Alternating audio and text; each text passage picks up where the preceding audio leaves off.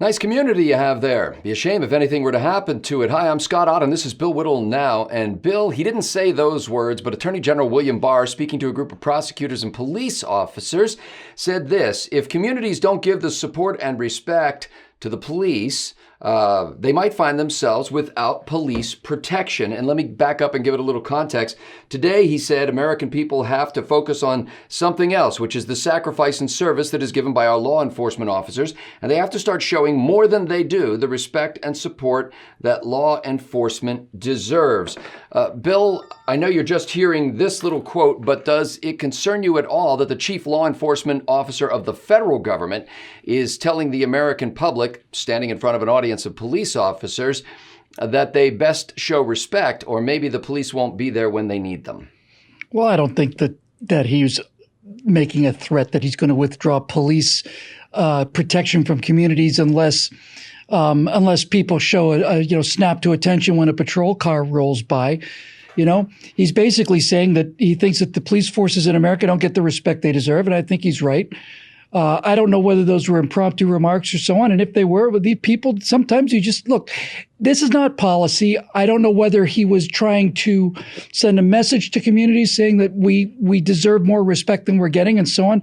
But there's certainly not an order coming down from the Attorney General to back off police protection in neighborhoods where cops don't get, like I said, either a friendly wave or a brisk salute. Well, it's interesting because just the phrase you used, support that we are not getting. Well, the Attorney General of the United States is not a police officer. He has no role in the local police forces. And no, he's law during enforcement, Democratic administrations, conservatives have grown concerned when the state, in the sense of the United States government, tried to extend its power to local policing. Aren't you concerned now? Did he say anything about starting a national police force? No, but then I'm not concerned. You just said we, as if the Attorney General of the United States were part of the local policing force. And the United States doesn't work that way. We're really, come on, this is kind of silly. To say we, he's not speaking as a police officer. He's speaking as the top law enforcement official of the land.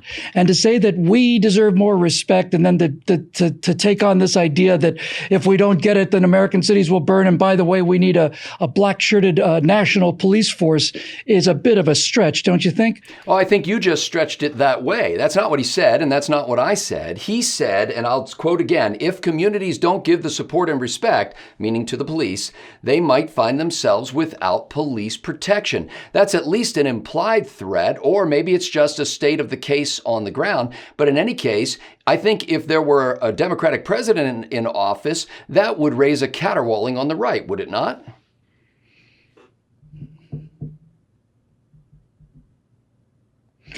If Eric Holder said that. No, I'm thinking.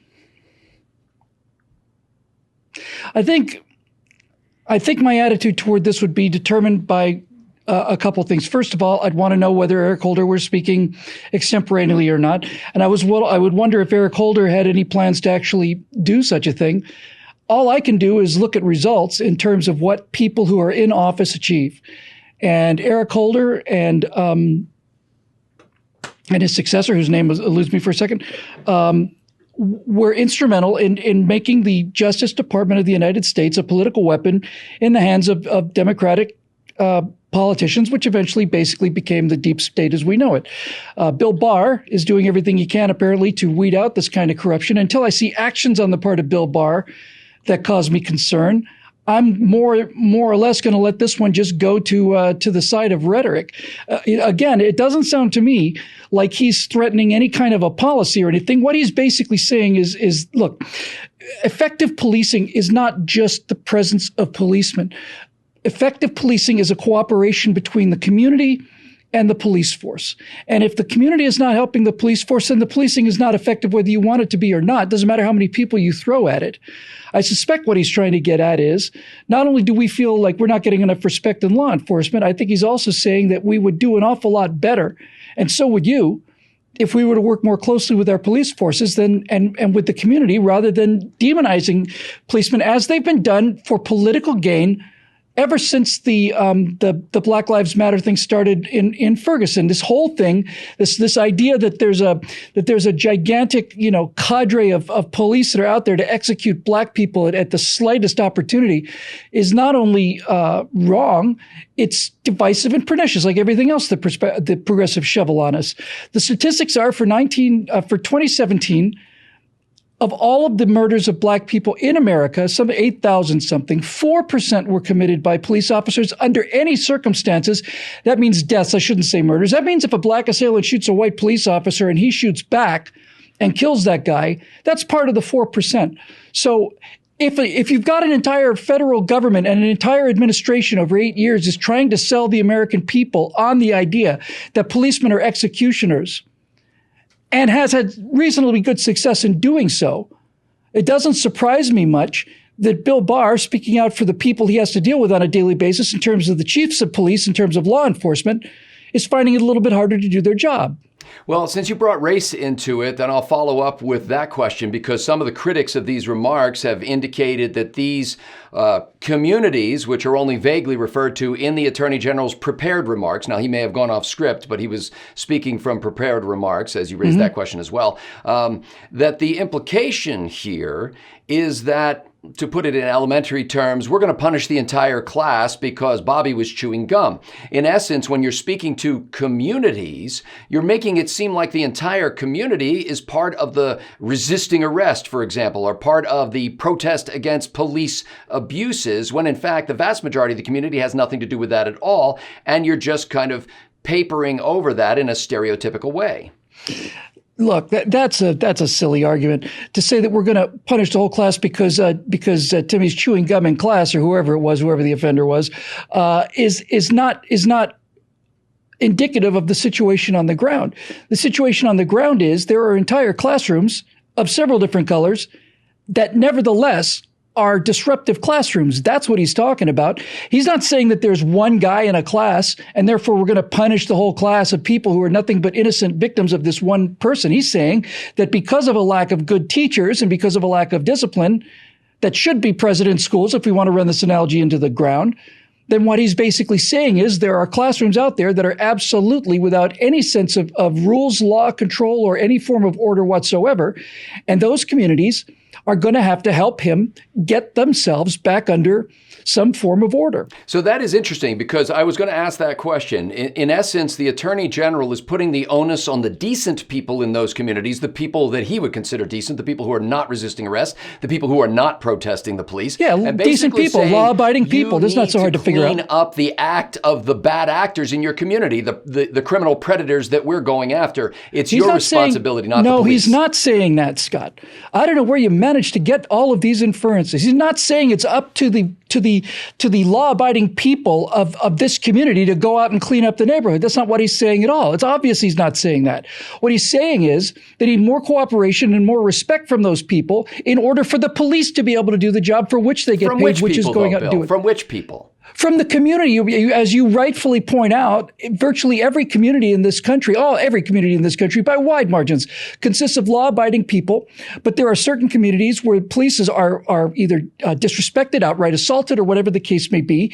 And to the degree that he's saying anything, he's saying, listen, it's in your interest as well as our interest to develop a healthier relationship towards the police and get rid of some of this poison that's been injected into the system over the last several years, in terms of the idea that the police are just essentially a mobile squad of murderers.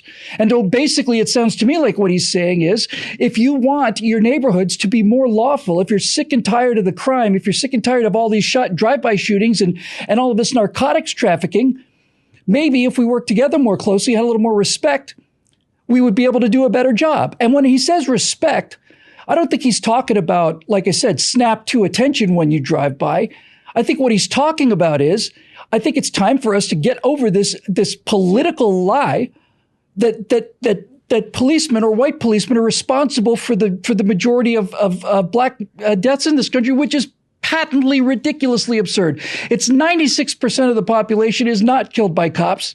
And again, that 4% includes people who returned fire or opened fire. So I don't think that this is an extraordinary thing for him to be saying, especially in light of how the police forces have been tarred and unremittingly tarred and relentlessly tarred, not only by the politicians in the Democratic class that needs this racial division in order to continue to rule the country, but also among the news media that finds that these kind of stories are extremely lurid and gives them a chance to do 24-hour news coverage round the clock in downtown Ferguson and latest developments and all the rest of this nonsense out of manufactured evidence like the one with Michael Brown in Ferguson. And I think the head of the Department of Justice has figured out, probably quite a long time ago, that if he doesn't do something about this attitude, then things are going to get considerably worse.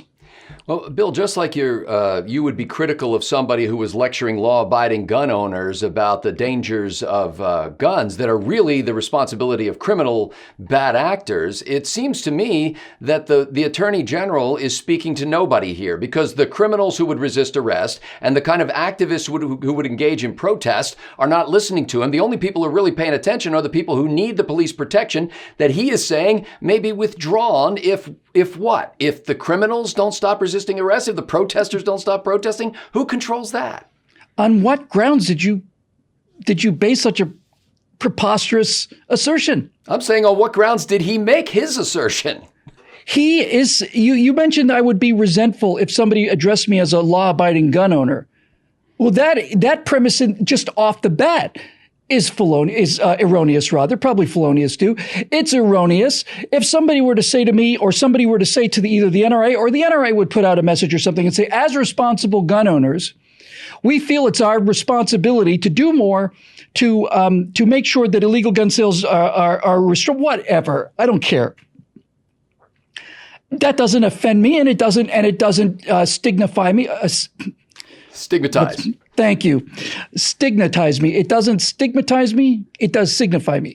But in any event, this again is an assertion that that this is somehow it's. Look, if the Attorney General were to come out and say to the American people, right, which I'm assuming he more or less did. If he was to be basically saying to the American people, if you want better law enforcement, we need to have better cooperation with law enforcement. We need to have a higher reputation of law enforcement, and that the tarnished reputation of law enforcement is undeserved. That's not to say there aren't bad cops, but this national narrative of these execution squads is a patent lie and a disgusting lie on top of it. So if he's saying to the American people, look, the Attorney General is not addressing criminals. Everybody knows that. He's not saying to the criminals, y'all better behave out there or else there's not going to be any police force. That's what they want. They want no police force.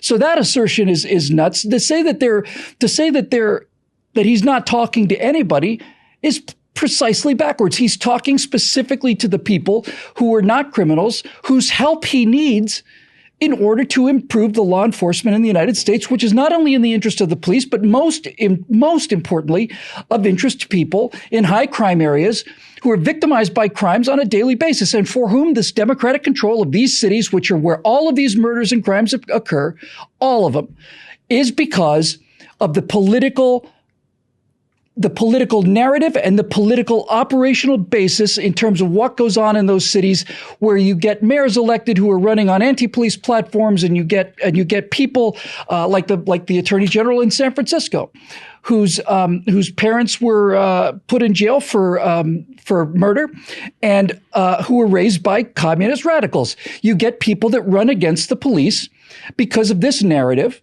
And I think it is and has been a destructive narrative. And I further think that finally addressing this point is getting to the main reason why law enforcement would work in the first place, which is it does not function if it is not cooperation between the community and the police force.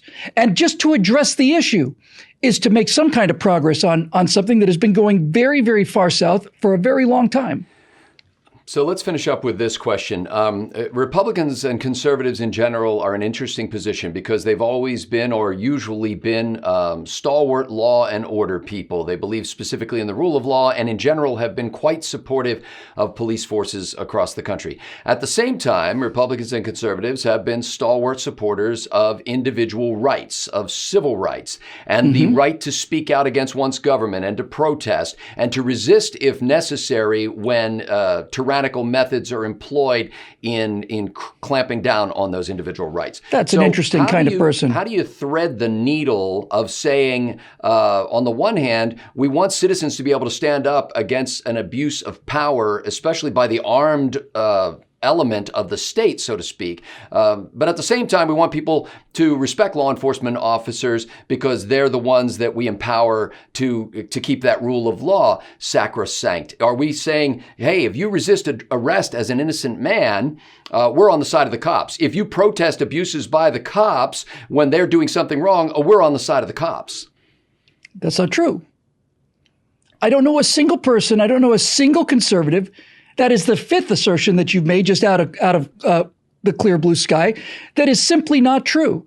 I don't know a single law-abiding citizen, not one, I don't know one of them who says, well, the cop was wrong, but, I'm on his side. I don't know a single person that thinks that, ever. As a matter of fact, the people that I know, including the people I know in law enforcement, are harder on police officers who cross the line and become the kind of police officers that not only need to be removed from the police force, but which do immeasurable damage to the entire idea of a police force. But Bill, you'll have to grant that those same folks are a lot more inclined to give the benefit of the doubt to the law enforcement officer than they are to the so-called thug on the street who's resisting arrest.